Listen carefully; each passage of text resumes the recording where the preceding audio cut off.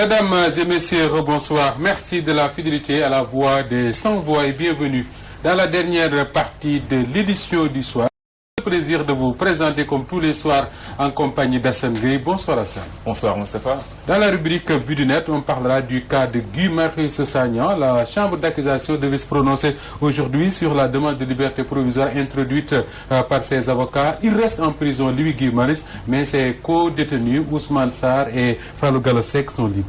Une décision, Moustapha, qui n'est pas comprise par les internautes qui ont beaucoup commenté sur cette décision prise par la chambre d'accusation ce matin. Et son avocat, Maître Moussa Sarr, dit que c'est injuste. Hassan Samb en a parlé. Les activistes comme Tchad disent que c'est la preuve que Guy Marius Sagna dérange. C'est lui qui dérange. Alors les internautes se sont penchés sur cette question. Ils parlent de 2 poids 2 mesures, alors que parce qu'il y a beaucoup de co-détenus, en tout cas tous les co-détenus de Guy Marius Sagna sont aujourd'hui libres. Mais lui reste en prison pour le moment. Les commentaires des internautes à suivre donc tout à l'heure. Vous aurez également la revue de la presse en ligne avec Safiatou Cissé. Mais en attendant tout cela, nous avons le plaisir de recevoir sur ce plateau d'édition du soir Pape Abdoulaye Touré. Il est le coordonnateur national de SNP Sénégal, notre priorité, une organisation de la société civile, membre du collectif Nyon Lank. Bonsoir à vous, Monsieur Touré. Oui, bonsoir à vous, bonsoir aussi au groupe Walfadjri. Bonsoir à tous les Sénégalais qui nous suivent actuellement. Vous êtes étudiant à la faculté de droit de l'université Cheikh Anta Diop de Dakar. Vous êtes d'ailleurs en 2e année. La question que je pose souvent aux étudiants, c'est que à ce moment-ci, quand même, vous devez avoir comme préoccupation la connaissance, les études. Pourquoi avoir choisi d'être dans un collectif comme Nyon Lank et de diriger une organisation comme Sénégal, notre priorité? Oui, comme vous venez de le dire, je suis étudiant en 2e année à la faculté des sciences juridiques et politiques, c'est-à-dire à l'université Cheikh Anta Diop de Dakar d'ailleurs. Donc actuellement, on a démarré les cours depuis le 9 décembre passé. J'étais en prison. Oui, le 9 décembre, vous étiez en prison. Oui, j'étais en prison le 9 décembre. Mais actuellement, je suis en train de suivre mes cours et de me rattraper sur ce qui s'est déjà passé. Mais ça n'a aucun lien avec ce que nous sommes en train de faire, parce que je sais faire la part des choses d'ailleurs. Donc pour le côté activiste ou militantisme, bon, c'est une question de choix que j'avais fait depuis.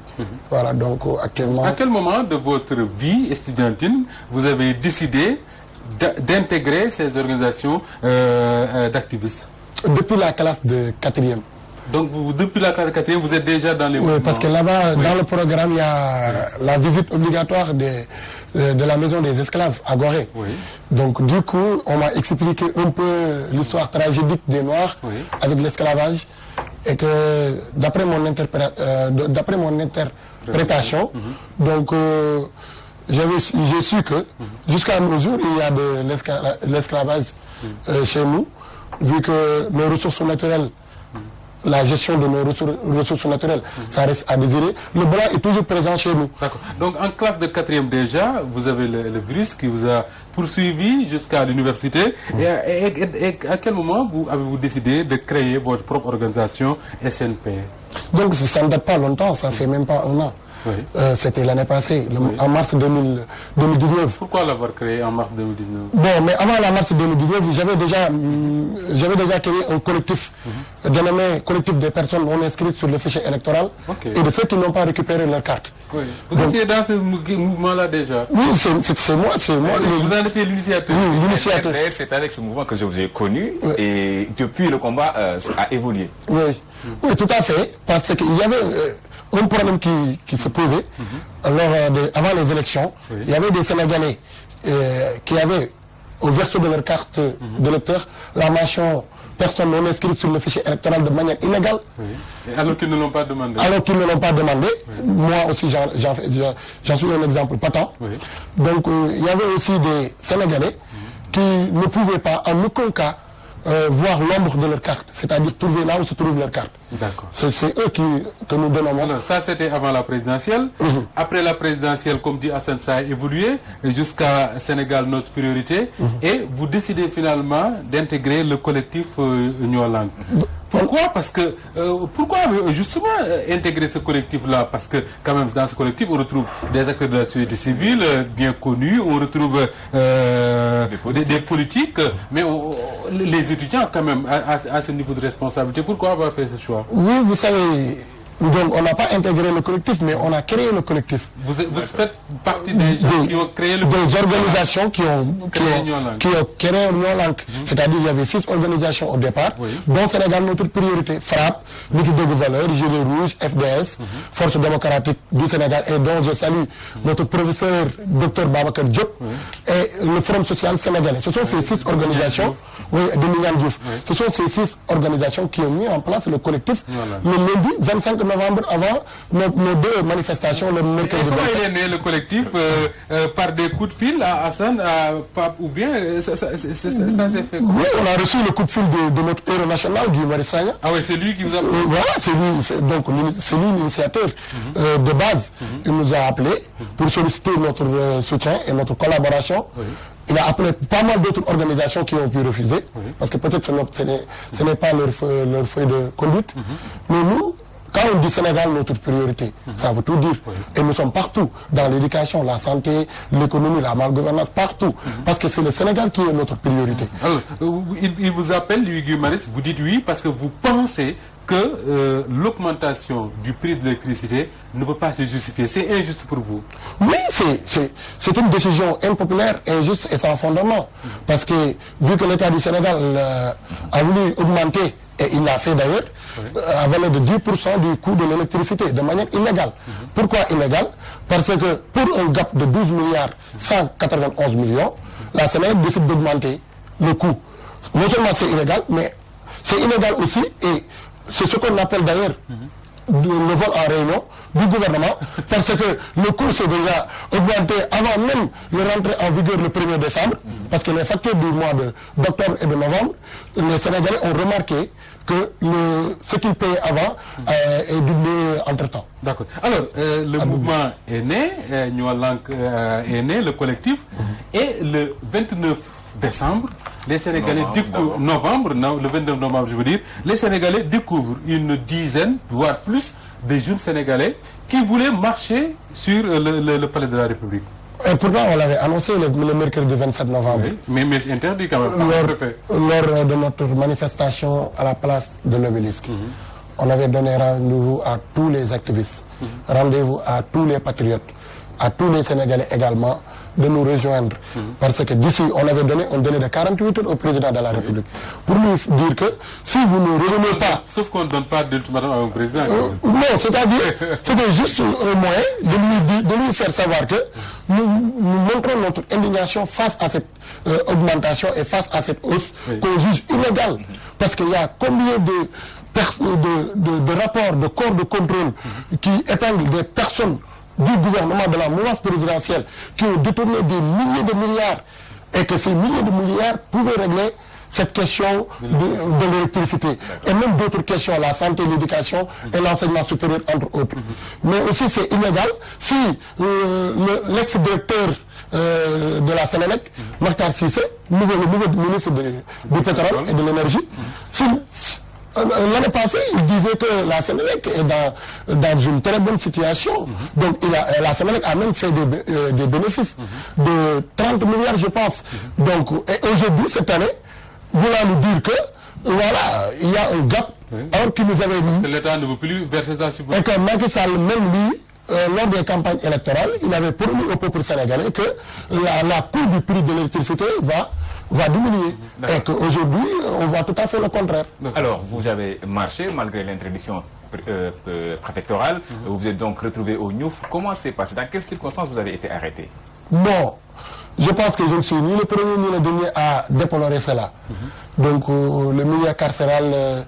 c'est un milieu inhumain. Je rappelle que vous êtes en liberté provisoire, ce qui veut dire que le dossier est encore entre les mains du juge d'instruction. Donc vous ne pouvez pas vous développer sur certains détails.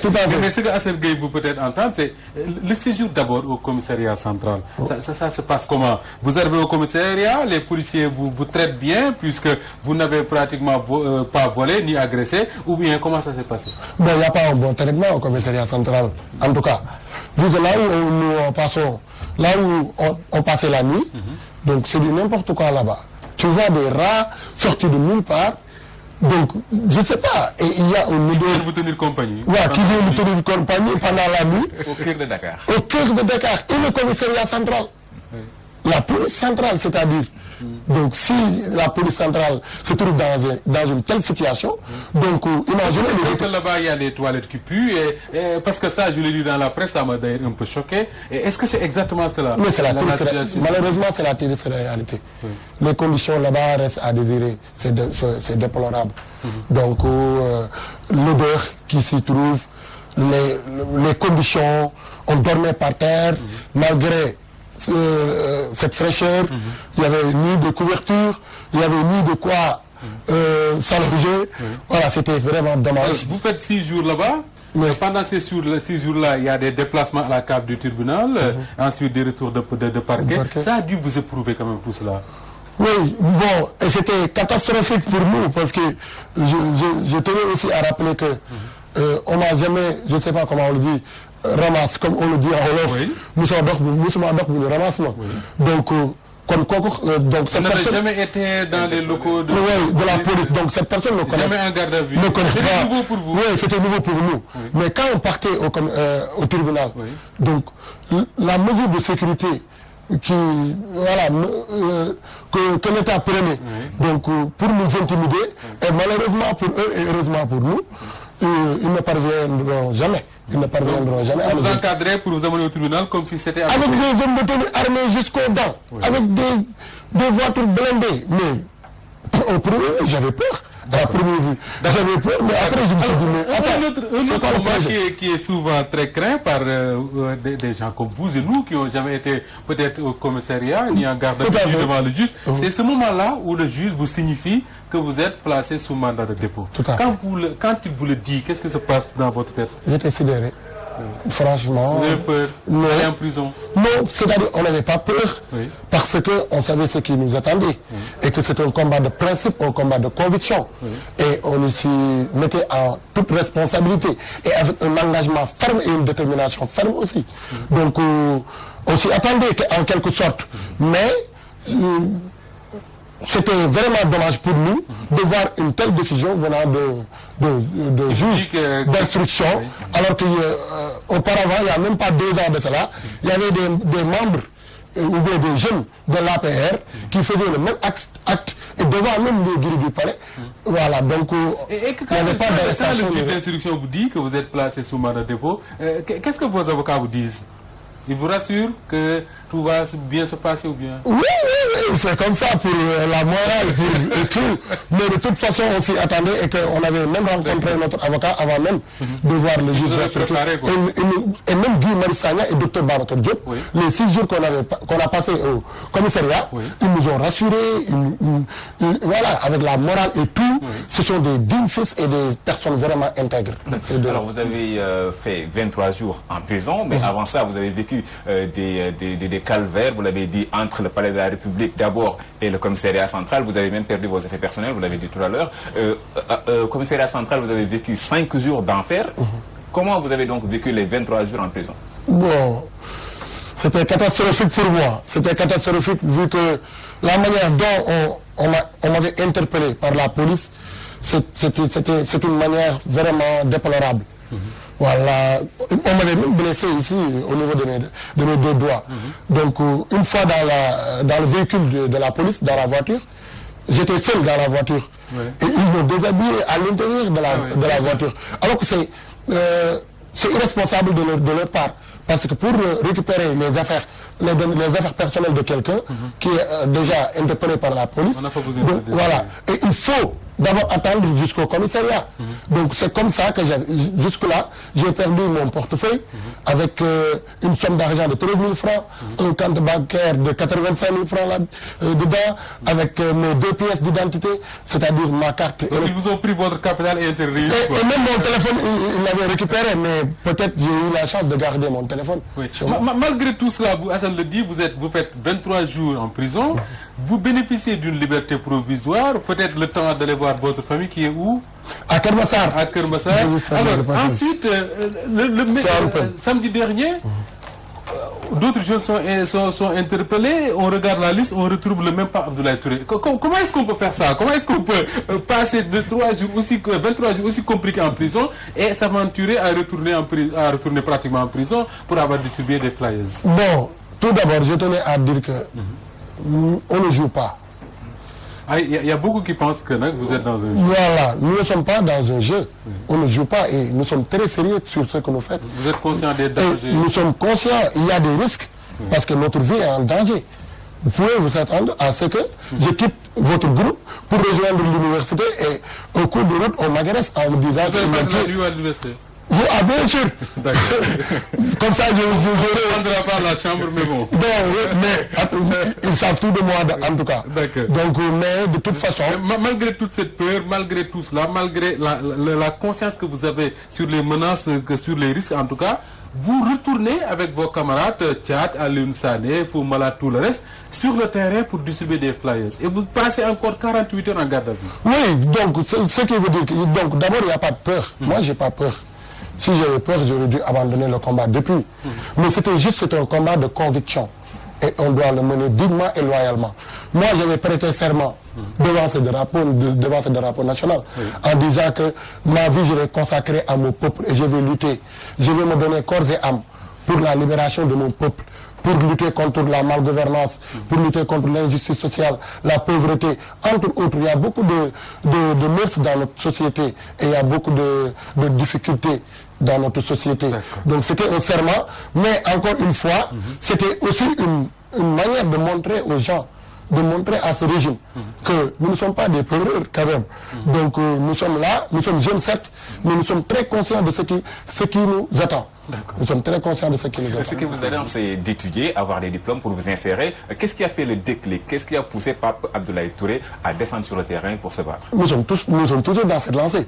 Vu que nous sommes à l'université et on respecte déjà notre cursus scolaire et étudiantil. Donc nous sommes toujours dans cette perspective.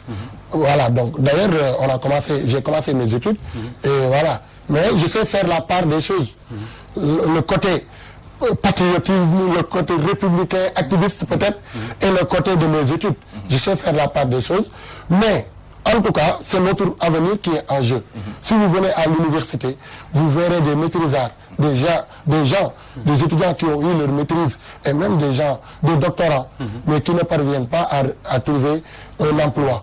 Donc c'est déplorable. Et si moi, en tant que étudiant, en tant que jeune, si je reste comme un simple spectateur comme le font les autres, en restant les bras croisés, demain je vais subir le même sort que mes aînés. Donc mieux vaut de se battre pour au moins changer la situation avant d'arriver à cette étape. Alors, aujourd'hui, ce qui s'est passé, c'est que Guy Marius Sagna reste en prison, Ousmane et Fall sont libérés. Est-ce que dans votre tête, quelque part, vous ne vous dites pas, nous étions des victimes collatérales?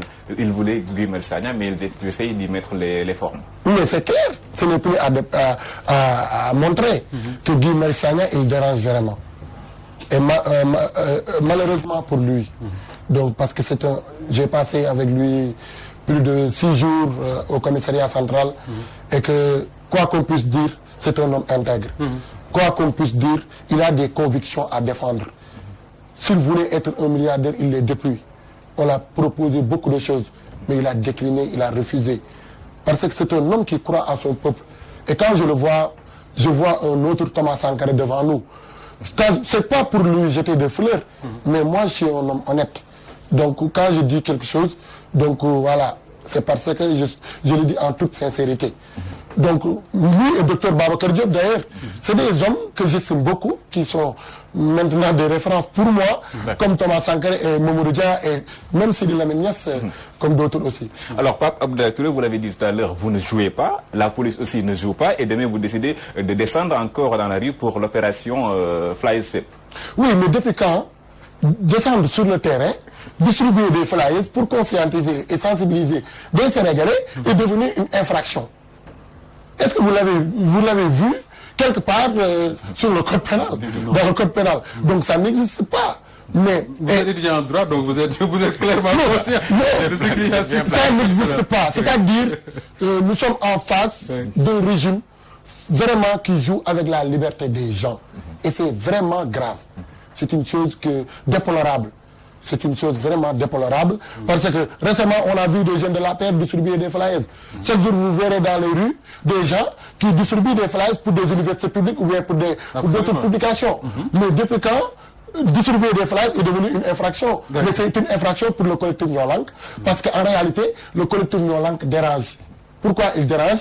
Parce qu'ils veulent augmenter quelque chose de manière illégale. Et le collectif Ñoo Lank, dont je suis membre, nous sommes là pour dire non à cette hausse illégale, fondamentalement irresponsable venant de notre dirigeant. Pape Abdoulaye Touré, il est le coordonnateur national de Sénégal Notre Priorité, membre du collectif Ñoo Lank, étudiant en 2e année de droit. Il est l'invité de cette édition du soir qui se poursuit. Juste après ceci, vous aurez la rubrique Vue du net d'Assane Gueye.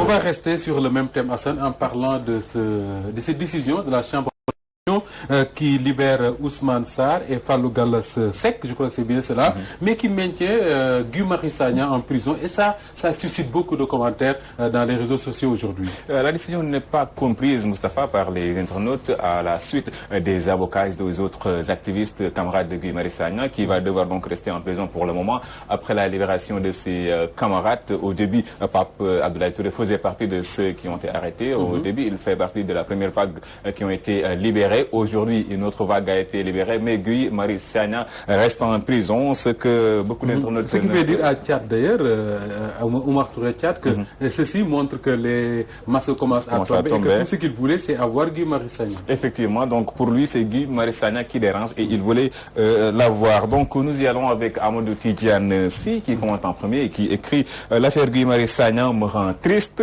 Ce qui lui arrive est très dur, très injuste, inhumain. Je ne le connais que de loin, mais qu'il porte ce douloureux combat tout seul et embrassant pour nous tous.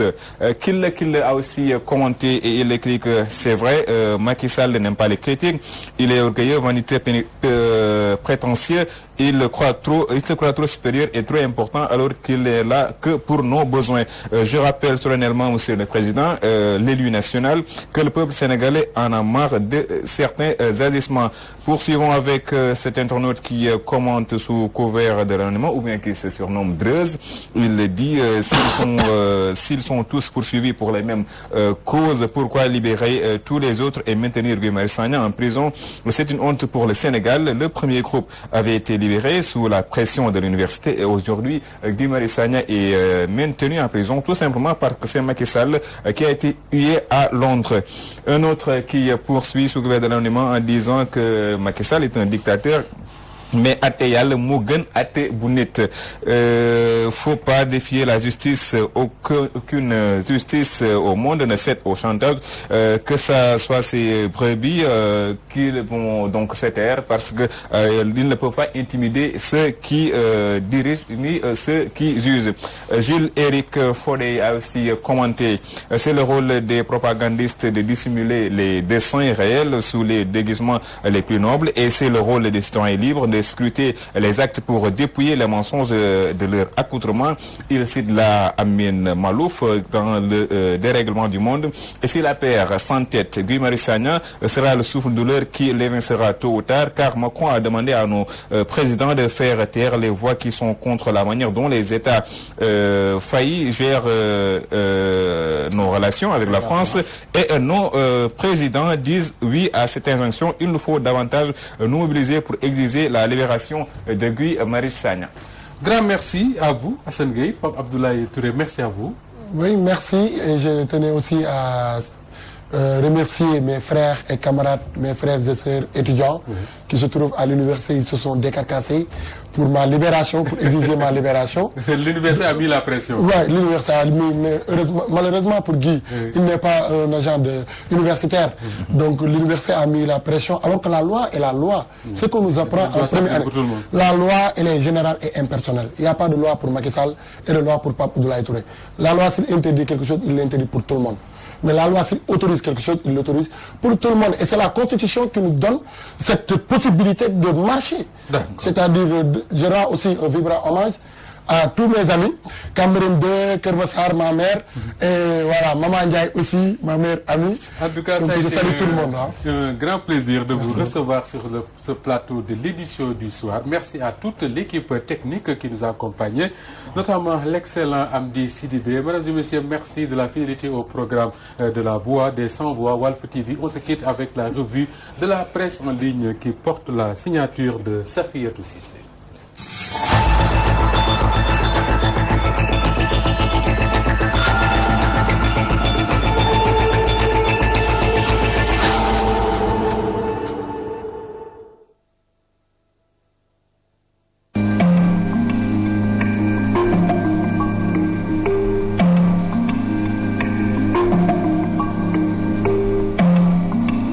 Bonsoir. Démarrons avec Netali.com qui, dans sa livraison du jour, nous parle de la chambre criminelle du tribunal de grande instance de Dakar qui a condamné ce mardi 21 janvier 2020 Samba Sow, meurtrier de Fatoumata Mokhtar Ndiaye, aux travaux forcés à perpétuité. Le verdict est tombé ce matin. À en croire le confrère, il a été reconnu coupable des chefs de tentative d'assassinat et de tentative de vol. Quant au chef d'assassinat sur la personne de Fatoumata Mokhtar Ndiaye, il a été disqualifié en tentative de vol avec effraction et usage d'armes et violence ayant entraîné la mort sans intention de la donner. Et le site de rappeler d'ailleurs que lors de son procès le 7 janvier dernier, Samba Sow avait plaidé la thèse du crime politique, accusant sa propre tante et la députée Awagnon d'avoir commandité la mort de Fatoumata Mokhtar Ndiaye. Enchaînons avec Sénéweb qui nous apprend que la section de recherche ne lâche pas Koumbakan. Selon le site qui reprend ainsi les échos, la section de recherche fouille à distance les téléphones portables de Koumbakan pour rassembler les différentes pièces du puzzle en mettant à contribution les opérateurs de téléphonie mobile. Les enquêteurs vont aussi reconstituer la veille du fameux jour de son kidnapping et fouiller les répertoires de ces appareils pour savoir avec qui la dame a parlé au téléphone ou échangé des messages. La nature et la durée des échanges téléphoniques ainsi que ses mouvements seront élucidés par les Pandores qui ne veulent rien lâcher pour faire éclater la vérité. Dans ce dossier, les précisions à lire dans le site. Le procureur du tribunal de grande instance d'Abidjan fait un point précis sur les procédures judiciaires qui visent Guillaume Soro et ses co-accusés. En effet, d'après RFI Afrique, il pouvait être difficile d'y voir clair entre les divers chefs d'accusation, les nombres mis en cause ou encore la saisine de la Cour de cassation visant l'ancien président de l'Assemblée nationale. Le procureur du tribunal de grande instance d'Abidjan, Richard Adou, a donc tenu à faire le point sur la procédure en cours. Guillaume Soro bénéficie bien d'une procédure spéciale en tant qu'ancien membre du gouvernement dans le dossier concernant l'achat de sa maison de Makori, dossier pour lequel il est soupçonné de recel de détournement de deniers publics et blanchiment de capitaux. En revanche, la procédure suit son cours devant les juridictions classiques concernant les accusations d'atteinte à l'autorité de l'État qui pèsent aussi sur lui et sur une quinzaine de ses proches. Côte d'Ivoire, Laurent Gbagbo et Pascal Affi N'Guesson enterreront-ils la hache de guerre avant la présidence?